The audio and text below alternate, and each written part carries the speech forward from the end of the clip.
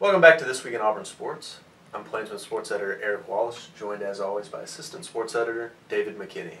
It's been a tough week of news for the Auburn Tigers. I guess can't really start anywhere else except the news with Elijah Daniels' arrest on burglary and theft of property charges. Daniel, he's a very talented player coming out of high school. He was a very highly rated prospect. Hadn't quite seen him develop yet, but with Muschamp coming in, it was really hoped that he might be able to step into a bigger role and fulfill that potential, and it's just not going to happen now with these charges. Yeah, it's a real shame when an athlete does something like this. It's just a stupid thing. I mean, obviously there are cameras in dorms, there are video cameras. You're going to get caught. I don't know how you think you're not going to. And like you said, Muschamp coming in. Dante Fowler was drafted 3rd overall by the Jaguars last night, the Muschamp system defensive end, and I'm not saying that Elijah Daniel would have been that person, but right. You never know.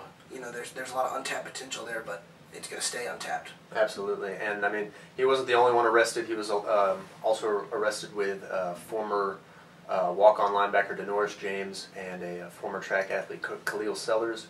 They were charged with 8 counts of burglary and theft of property. And in total, there's 6 felonies. So I mean, it's just hard to see Daniel staying on the team at all in this situation. Moving into more positive news, the Auburn softball team heads down to LSU this weekend for their final regular season series.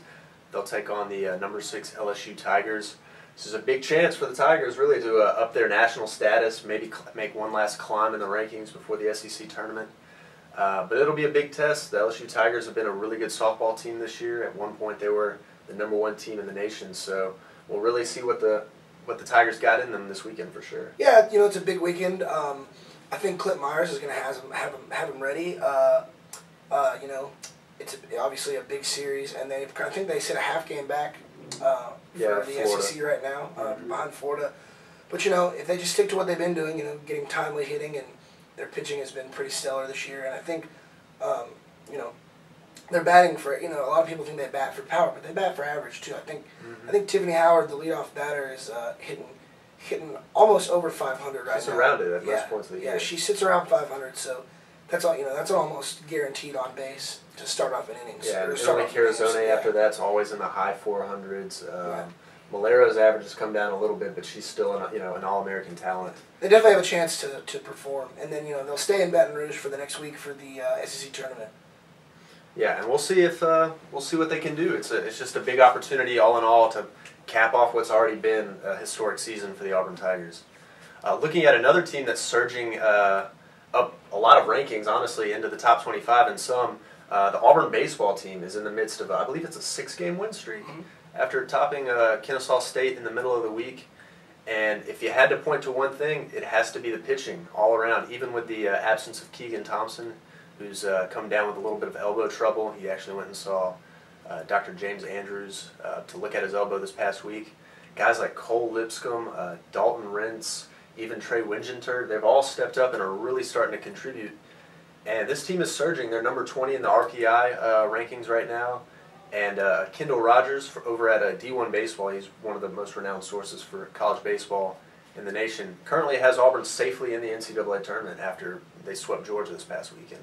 So they'll be traveling out to Columbia to take on the South Carolina Gamecocks, and it's just another big opportunity to keep on keeping on for the Tigers. Yeah, and like we've said this all season for the baseball team. It's a big part of it is Anthony Greer.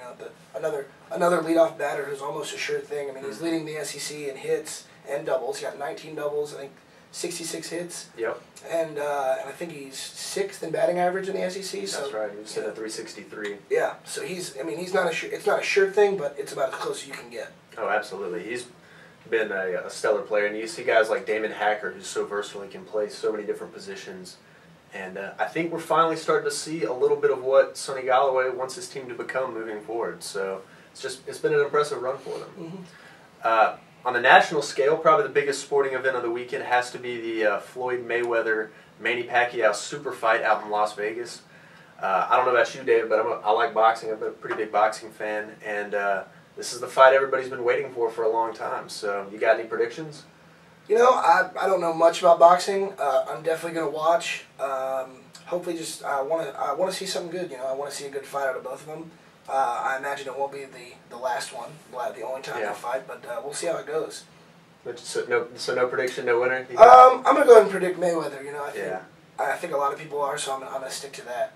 I think, yeah, I mean, I'm definitely pulling for Pacquiao. On my end, on a personal level, I'd rather see Pacquiao win, but honestly, I have to say it's probably going to be Mayweather. He's just such a smart, calculated fighter. Yeah.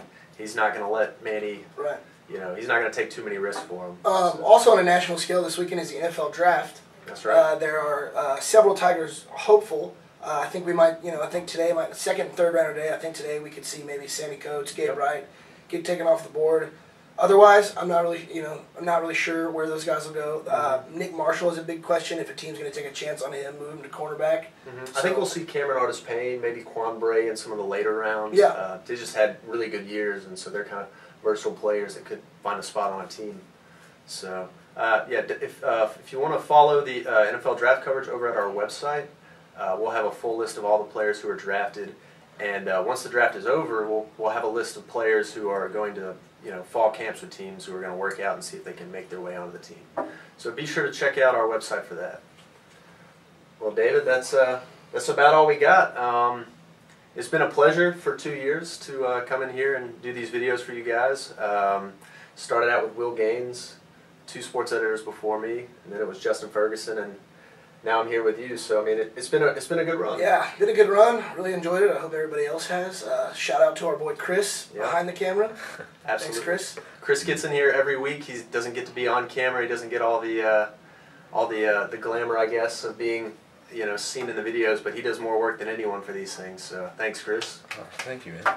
Ron, it's been a pleasure. Ron, I mean, your literacy skills have got to be off the charts, man. You're always reading back there. So you swam with strength. You loved with grace.